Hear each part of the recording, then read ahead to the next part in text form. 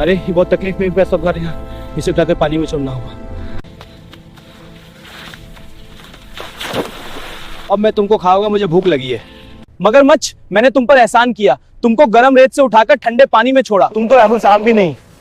इंसान कभी किसी पर एहसान नहीं करता, और मुझे भूख भी लगी है। वहां पर एक भीड़ का दरख्त भी था। हाँ, सच में इंसान किसी पर एहसान नहीं करता। मैं तो इंसानों को मीठे फल खिलाती हूँ, फिर भी मुझे पत्थर मारते हैं। भैंस भाई, तुम बताओ, इंसान एहसान करता है? नहीं, इंसान एहसान नहीं करता। क्यों नहीं? क्योंकि वो खुद गर्ज है।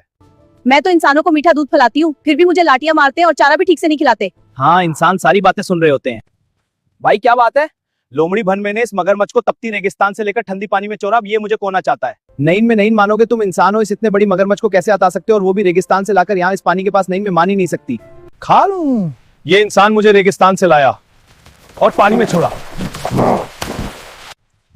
हाँ लोमड़ी भाई, ये इंसान मुझे रेगिस्तान से ले आया और इस पानी में छोड़ा है, लेकिन मैं इसका एहसान नहीं मानूंगा। मुझे भूख लगी है, मैं इस इंसान को खाऊंगा।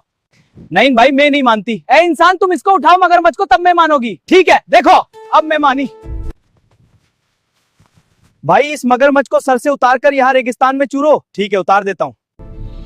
पागल इंसान, आजकल भलाई का जमाना है, तुम चले थे भलाई करने। अब चलो यहाँ से मगरमच्छ को इसके हाल पर छोड़ो। खानी मगरमच्छ से ये सबक मिलता है कि आजकल भलाई का जमाना नहीं है, जो जिस हाल में है कि इस हाल में जीने दो। भाई करोगे तो गले में पड़ेगी। कहानी पसंद आई तो हमारी चैनल नूर इस्लाम 76 को लाइक, कमेंट और फॉलो करना आपकी मेहरबानी होगी।